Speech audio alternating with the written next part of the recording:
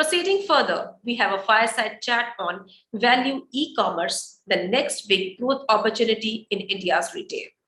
As per a report by Kearney, the value e-commerce market in India is expected to touch $40 billion by 2030, up from $4 billion in 2019, driven by a rapid increase in internet user base and as more people embrace online shopping. To get more information around this subject, I would like to invite Mr. Siddharth Jain, partner Kearney, to moderate this fireside chat. Platform is all yours, Mr. Jain.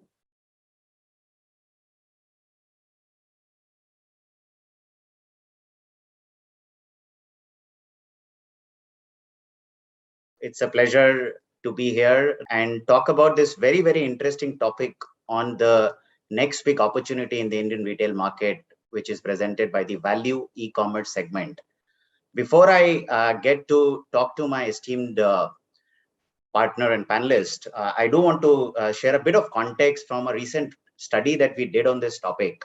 Now, last 12-18 months has been an interesting time in the retail segment, with certain categories, which we call as the lifestyle categories, apparel, footwear, accessories, home, living, significantly impacted due to COVID, demand going down in a big way. At the same time, with stores shut and many consumers adopting e-commerce and online channels for the first time, we saw an interesting dynamic of channel shift. We deep dived in this segment, and what struck us is that bulk of the market here is actually of products below value price points, nearly 70% of the market. And 2/3 of the demand is coming from tier 2, tier 4 towns. With very limited organized retail here and the consumers still wanting and aspiring to own brands, we really wanted to study on how do these consumers shop, who is meeting their requirements. And that's where we did some sizing of this market. I'll present to you some high-level numbers just to set the context. Nearly 68-70% of this of the retail market is below value price points. For the lifestyle category, this makes it a $90 billion market, which is dominated by unorganized retail. Only 4% of this market is currently serviced by e-commerce channel, or when I say now, it is 2019 when we did the sizing before pandemic. Going forward, as I look at 26 and 2030 forecasts, this $90 billion is expected to grow to $150 billion by 26 and $215 billion by 2030. Interestingly, in our study, the forecasted penetration of e-commerce in this channel is expected to grow to nearly 12 to 14%, making it a 20 billion market in 26 and 18 to 20% by 2030, which will make it a nearly $40 billion market by 2030. Now, where will this demand come from? If we slice this current $4 billion market, what stands out is currently nearly 60% of the market is in metro to tier 1 as far as the e-commerce market. So that's nearly a $2.5 billion coming, which obviously means that the e-commerce penetration in tier 2, tier 4 towns and rural India is very, very low, sized at nearly 2-3% penetration. Going forward, though, we expect a dramatic change in this. And that's where the interesting opportunity lies. We forecast that by 26, tier 2, tier 4 towns plus rural will account to nearly 2/3 of this e-com market, and e-commerce penetration in these geographies will probably grow to 10% plus. That makes it an interesting time for a lot of players, and it's an opportune moment to hence introduce to me my fellow panelist, Kunal Bahl. Hi, Kunal. Kunal, a dear friend and a veteran in this segment, has been in e-commerce for more than a decade and a half, and he was a co-founder of Snapdeal, which has gone through an interesting journey, and no better than Kunal to share insights on how he sees this opportunity. Hi, Kunal. Hey, Sid. Thanks for having me, and thanks to the ET team for hosting this session. Excited to have this conversation about value e-commerce. Super, Kunal. Great to have you and great to talk to you as always. Let me kick it off with asking you to share your thoughts on how have you seen the e-commerce landscape evolve in India over the last 5-7 years, and any nuance of what you've seen post-pandemic? Yeah, I think the e-commerce space has gone through so many different phases and shifts through the years. I remember in the early days of e-commerce about 10 years ago, we used to have a unique situation where even convincing one seller to come and sell online was very hard. I remember I used to go to Chandni Chowk and Sadar Bazaar and Karol Bagh myself to convince shopkeepers and sellers to sell on our platform. And because they didn't know whether if they shipped a product, they would get the money or not. So we've come a long way over the last 10 years. It seems unfathomable now that pretty much all categories are selling online. I don't think there's anything that doesn't sell online. But there was a time not too long back when the general wisdom was that, yeah, okay, maybe consumers would buy things out of a box like a phone or a TV, but they'll never buy things like fashion or accessories or anything that required discretion and touch and feel. But obviously, we've all seen how the market has evolved over the last many years and continues to evolve. I would say that the e-commerce space in India, I can easily draw a line in terms of pre 2016-17 and post 2016-17, which is essentially when Jio and Airtel and other telcos came in with their very attractively priced 4G solutions. Prior to 2016-17, e-commerce was really something that mostly consumers in metros who were more affluent were looking for brands for the most part, and usually on a discount. They were the primary buyers on e-commerce. It was penetrating beyond the metros, but it was slower. But post 2016-17, the consumers first who came online, the next 500-700 million 4G users who've come online, they initially came online for content, for communication, so WhatsApp, YouTube, TikTok, and the likes. Over a period of time, we've seen that user base is now transitioning to starting to buy online as well. It takes a little bit of a gestation period from the time when consumers get comfortable with using their phones for content and communication, and thereafter the transition starts with maybe one day they're browsing and they suddenly see some ad of some product which is interesting, they purchase it, and that's how their journey of becoming potentially lifelong e-commerce buyers starts. Also, we are realizing the other thing, which is because they're consuming so much content in these small towns and the mid-income, low-income demographics, they are consuming so much content on Facebook, YouTube, Instagram. Their aspirations are also going up because now there is no asymmetry of information about how is life in cities, how do people dress in cities, how do they keep their houses in cities, and there is this growing aspiration across the country that why can't we look like that, why can't our houses be comfortable like that, why can't our kitchens have equipment like that. But needless to say, they are also very conscious about the budget that they're willing to spend. Which has led to this rise of value-conscious buyers in India, and majority of the new buyers that are getting minted in India are e-commerce buyers who are getting minted are essentially these value commerce or value-conscious buyers who care a lot about the quality of the products they're buying, but they are very clear that it has to be in an affordable price band. So there's a big change that has happened, Sid, over the last 10 years in the e-commerce space, and I think the evolution will continue from here. That's a fantastic context, and I resonate so much with it. And I think this whole journey from coming online, consuming content, and then starting to buy online is a journey which geographically also is now spreading deeper and deeper, right? And I think it's probably an S-curve where very fast and exponentially we'll see more and more new cohort of buyers emerge if they are not already emerging.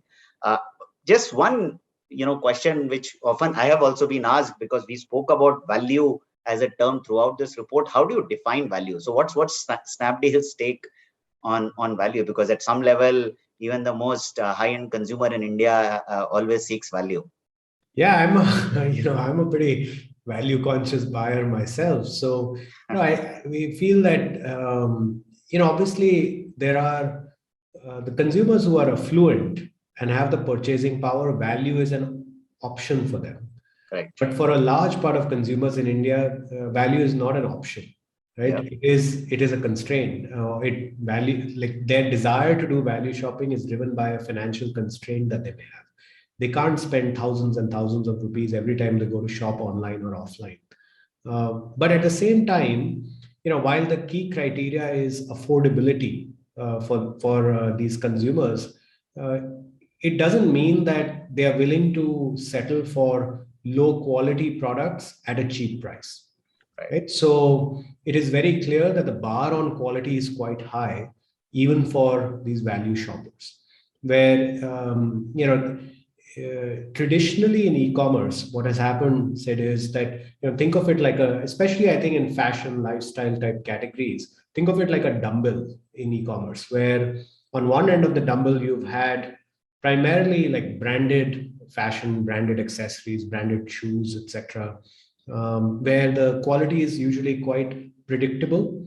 The prices are high. You can obviously get discounts from time to time, but even post the discount, it's usually out of the price band of many of the value conscious consumers.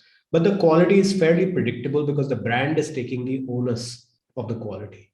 On the other end of the dumbbell is essentially low priced, hit and miss quality of products. Yep. And which actually has hurt the trust of consumers in e-commerce historically. And I think that is now changing, where at least our view is at Snapdeal that these value conscious consumers, while have an affordability constraint, they don't have a lower bar on acceptable quality. They want, like, if it's a 500 rupee sari or 500 rupee pack of 3 jeans or 3 t-shirts, they need to last. Each of those products need to last. They need to feel a sense of joy when they receive the package. They should, in an unwarranted or unsolicited way, want to talk about the product they've gotten, where, oh, I got this quality at just this price. Right? It needs to invoke that emotion. To me, that invoking of that emotion where the consumer feels that they've gotten something which is really aspirational, contemporary, with great quality, but also affordable.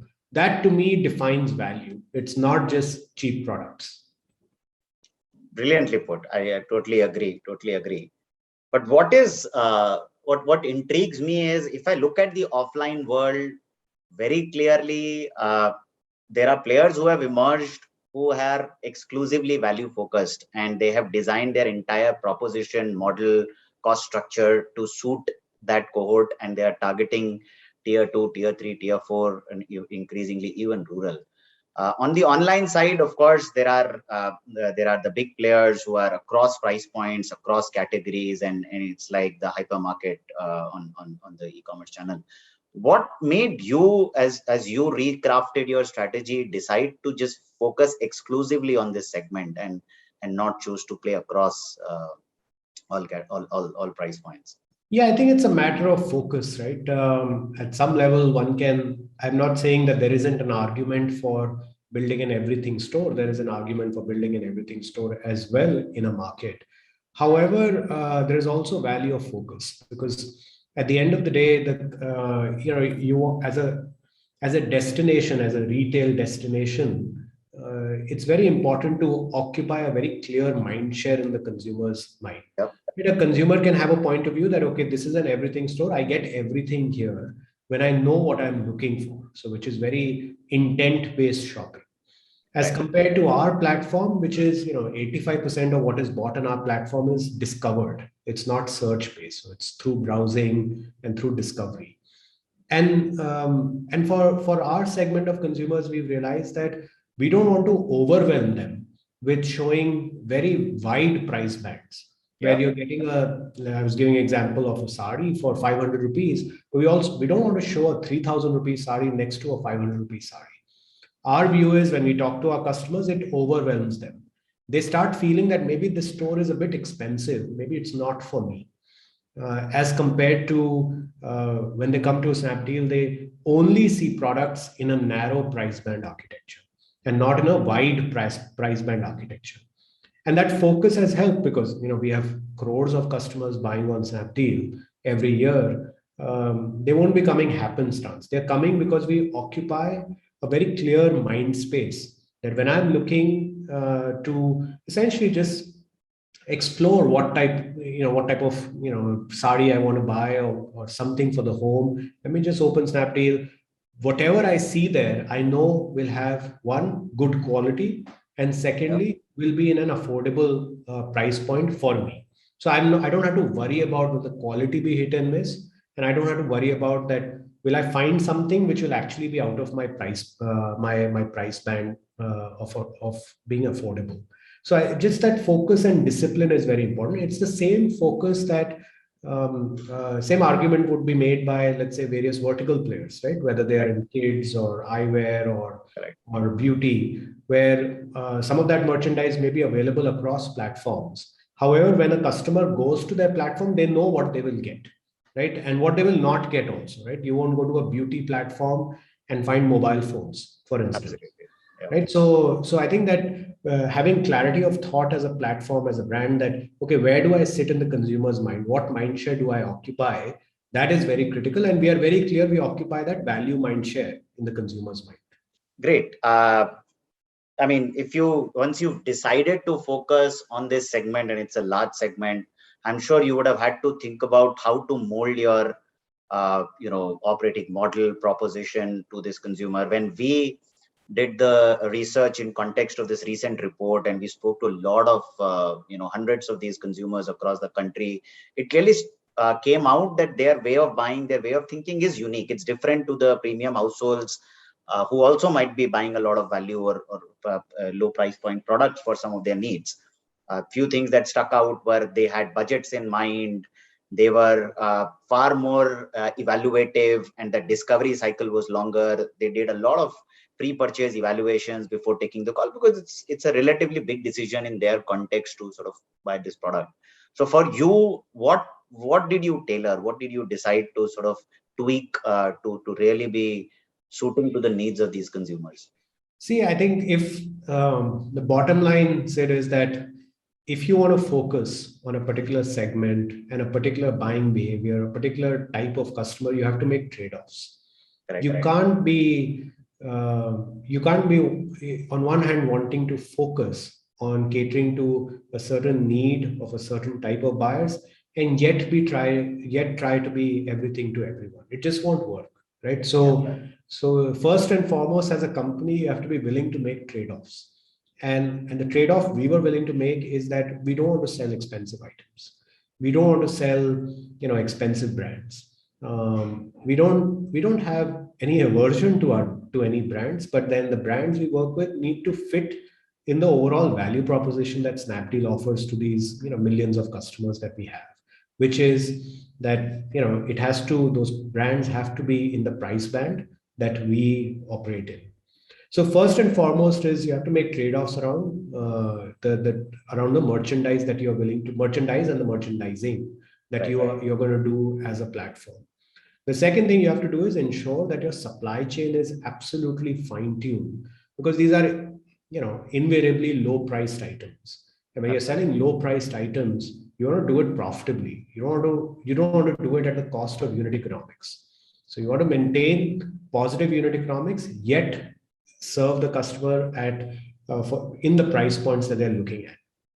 And that entailed us doing a lot of rewiring of our supply chain over the last few years to ensure that we can cost effectively deliver these items, so that we also get to make a margin on what we are selling, which we thereafter reinvest into growth and other activities to improve customer experience. So I would say those are the two big things. The third, I would say, is just the way we position our brand and our marketing is very clear, right? It's very unapologetic in terms of who we are, what we do, who we serve, and who we don't serve also. And the first step of building a sharp brand positioning is, again, being very clear about what you are and what you're not, and not try to be, again, everything to everyone. So if you look at all our branding efforts in the last many quarters, they've been very, very sharply focused on just catering to the needs of these value conscious buyers while getting the point across that Snapdeal stands for quality. Yeah, what you just laid out is obviously not easy to offer good quality products at these very, very sharp price points while making profit, and which is obviously essential in the long run in any business. And of course, you spoke about supply chain, and of course, I can relate to it, having spent so much time on e-com supply chain topics. But beyond that, what else were one or two big challenges that you faced, or any major learning you would like to share in this journey so far? Oftentimes, what happens is when you work with a large base of sellers, suppliers on the marketplace, controlling quality is very challenging. So, instituting a lot of proactive and reactive checks to ensure that we are able to every time deliver on good quality for the customer has been an incredible challenge, and it has involved tremendous trade-offs that we've made. Like we could probably be operating at a materially higher scale as a company, but we've chosen to limit our scale up because we don't want to scale up at the cost of customer experience. And organizationally, in companies like ours, where growth is sort of the primary engine of motivation of the team, it's very hard to hold back growth at times. But as a company, we are very clear that we want to grow sustainably and grow with creating great experience for our customers, both from a price and a quality standpoint. And all of these things are actually not rocket science. If you talk to offline retailers, like I'm sure you do at Kearney, but if you talk to offline retailers, they're very clear. You ask them that, okay, what drives growth in your business? They'll primarily say, okay, just picking the right location, which is a sort of one and done decision. Once you're done, it's sort of irreversible. Then post opening a store, the only levers that they would have is having the right quality selection at the right price point. That's it. They actually don't have any other levers. And yet they end up doing quite well, many of them, right? Like many in the value retail space, many companies, there's so many companies doing so incredibly well over the last 2 decades. And their primary success criteria is, obviously after picking the right location, is having the right merchandise in terms of right quality and at the right price point. Correct. It seems like the most simplest thing to do. It is by far, it is incredibly hard to do. And it's incredibly hard to do sustainably on e-commerce because of the reason I mentioned, which is the low price point leaves very little margin for an e-commerce player to enable the nationwide fulfillment. And so I would say both ensuring that you're able to grow the business with sustainably with great quality and low prices. Both are incredible challenges, and the companies who have been in retail for 50 years, 70 years are still working on solving that, right? It's a journey. You never reach the destination on these parameters. Interesting. You brought up the offline counterparts of yours, and they are obviously also on this journey of organizing demand and moving it from the unorganized channel to the organized retail, happening at a rapid pace too. While our study actually focused on some of the similarities of the way the consumer behaves in the offline world and the way he or she behaves in the online world, I would love to hear from you if you see any differences, in the way they're behaving. And with that, I also want to pose this question of, do you see this converging? A lot of my offline clients are trying to leverage online effectively, offer the wider range in their stores and connect their e-commerce channels to the store, so on and so forth. So this whole omni-channel phenomena, do you see this pan out, and what's your thinking on that? Yeah, it's a good question. I think everyone's sort of thinking about it right now, as are we. Look, the online selling merchandise online, irrespective of category, is different versus offline. It's more challenging in some ways, but less challenging in other ways. in an online space, the challenge is that in at least e-commerce space, the challenge is to clearly and constantly communicate your value proposition in a crowded online space is materially harder. In offline, what happens is once the customer has walked into the store, they'll experience your value proposition. And in online, it is crowded, so it becomes a little harder to do so. And hence, companies have to work extra hard to ensure that they get the experience right the first time, because customers don't give you another chance. There's also no touch and feel. There's no human interface. So it's not like you can go back, walk into a store again and say, okay, I didn't like this product. And the salesperson will convince you, okay, next time it'll be fine. Please pick this product. We don't have the ability to do that. So getting the experience right the first time is very, very critical in e-commerce. And I think the need to achieve that is further magnified in the segment we operate in. Yeah. Because we're not selling brands which have very 21 point quality checks, etc., of international standards, etc. We work directly with local manufacturers in the country, and many of them may not have such rigorous quality measures. So we actually have to work closely with them to ensure that our customers are shielded from the complexity of any quality issues. So a lot of the onus has to be taken by us to ensure the customer doesn't get hurt by any experience issues. But in an offline store, you get the opportunity to maybe make it right. We don't get oftentimes the opportunity to make it right because there's a large number of silent sufferers in e-commerce where they're like, it's fine, it's a 300 rupee item. It's fine. I just won't shop again from this place. And that leads to a lot of one and done type of customer experiences, which eventually the day of reckoning comes then for companies if that happens. So I think there are a lot of distinctions when it comes to how customers are served and how win backs are done with customers in offline and online. But at the same time, online offers a lot of interesting opportunities, right? Like where we have so much in-depth data, not personal, not really sensitive data, but at least we have data about customers where we know what are they browsing, what are they liking, and insights that come out of that, which we can use to serve them better.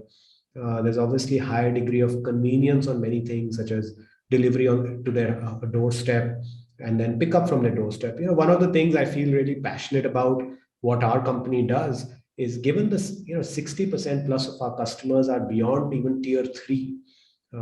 People talk about beyond metros, even the vast majority of our customers are beyond even tier 3 towns. The level of respect, the level of service we give them is the same level of service you and I get sitting in a metro from an e-commerce company. And these customers of ours, they've never gotten this level of this socio-economic equalization of service ever before e-commerce, right? Where they get great quality merchandise at great prices delivered to their home. For whatever reason, if it doesn't fit or they don't like it, it's a free reverse pickup from their house. They just have to press one button on the app. I feel that it's enhancing just in general the respect we give to our fellow countrymen through e-commerce. Right? Everyone is treated the same. And then e-commerce obviously has wider selection. Like, we are not limited by just being able to carry 4,000 or 5,000 styles that many of the value retail stores have. We can have relatively wider selection. I feel that on the question of omnichannel, I do feel it is very promising. It is something that in the long run, I feel there's going to be a large number of customers who will likely continue to shop offline or continue to shop primarily offline. Even they may buy some items online. And companies will have to constantly think about, like e-commerce companies will have to think about becoming more omni-channel, as well as offline retailers are already thinking about becoming more omni-channel out of almost a requirement in a post-pandemic world where there have been a lot of operational issues of keeping stores open. So I think it's a promising and very exciting market, and I'm myself very interested to see how it evolves, and we obviously have our own take on it. But in the coming months, that will become clearer. Yeah, I think we can all crystal gaze at it, but the opportunity is clear as I had set up in the context of this interaction. We are calling this as a 10x growth opportunity. So we sized it at 4 billion today, and probably could become as large as a $40 billion market in 2030. What's your view? You see this growth panning out? Any interesting trend you're expecting? Yeah, so I do feel that what will happen over a period of time is that a lot of there will be clear winners who will emerge even on the supplier side, where one of the great things that has happened is because of the offline space of value retail has done so well, and it has spawned this entire ecosystem of suppliers. What will happen going forward is, as e-commerce players such as ourselves expand our focus and expand our scale, it will actually help to further strengthen the supplier base of value merchandise. Yeah. I feel compared to, let's say, China, we still have some ways to go in creating depth on the supply side in India. Clearly. And we don't have the same level of manufacturing depth, merchandising depth. In some categories we do, like maybe in some ethnic wear and some categories which are very, very entrenched in India, we do. But in many categories we don't. What I'm really excited about is what companies like ours are unlocking, which is unlocking domestic manufacturing in this segment, where everyone has always said Indian manufacturing needs to step up, etc. One of the ways they will step up is by companies like ours catalyzing domestic demand. Not everyone's going to be able to export products, right? Or they may not be well tuned to do that. But many of these manufacturers are very well tuned to serve the domestic customer and the domestic customer's need. So one aspect which is often not spoken about is how e-commerce is going to propel manufacturing in our country. And I particularly, given I talk to a lot of manufacturers who sell on our platform, I can see how their mindset is evolving from, okay, we just make these, X item and we're just going to sell millions of these with you, to now they're also thinking, okay, how can we do value add on our items? How can we ensure that we are producing better quality products? How can we innovate on our selection? How can we launch value added variants of our products? So I think it is propelling all this really positive, positive innovation in the minds of even the manufacturers. We often talk about consumers, but we don't talk about the supply side as much. But I find that a very, very encouraging trend going forward. I can so well relate to it. If I pick the example of the apparel value chain, where I personally do a lot of work, 95% of the manufacturing, as far as fabric is concerned, or the garmenting part of the chain is concerned, is still completely unorganized, small time players in India. Very, very limited organization has happened. And for them, as far as this cohort of tier 2, tier 3 rural is concerned, I think distribution is a massive challenge. There is limited avenue to really sell your products in these markets, and there is a big chain of trade and distribution which captures a lot of value actually if you do the value pool mapping. So to that extent, logically, with an efficient supply chain and a efficient customer discovery, e-commerce can disrupt this absolutely and reach to these consumers and connect these manufacturers and helping them gain scale. So I am personally excited at this. I'm conscious and mindful of the time. So maybe one last question, Kunal, just at a philosophical level, if you could sum for the viewers, what is your or Snapdeal's value e-commerce philosophy, and how do you see this in a nutshell? Yeah, so our view is that offering a consistently predictable experience where consumers can take the quality and the affordable price for granted, like where they should never have a question in their mind that is the quality going to be good and is the price the best I can get or nearly the best I can get.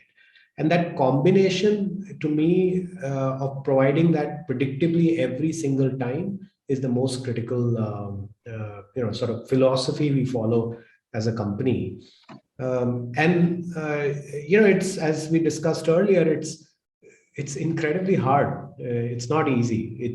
The proposition is very simple to understand for the customer, but executing it on the back end from a supply chain, sourcing, and management of unit economics is an incredibly challenging job. So this is like our philosophy around building our business is not doing many things, many new initiatives, many new categories, etc. Our philosophy is more around, whatever we sell across the categories we play in: fashion, home, decor, accessories, beauty, etc. Each time, every time, the quality should be right and the price should be very affordable and attractive for the customer, where at no point should they have a doubt in their mind about what they're buying from us.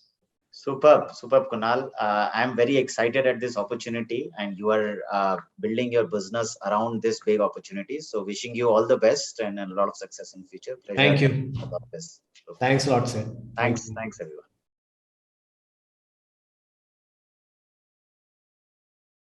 Thank you, Mr. Bahl and Mr. Jain, for an engrossing discussion and for touching every aspect of the topic.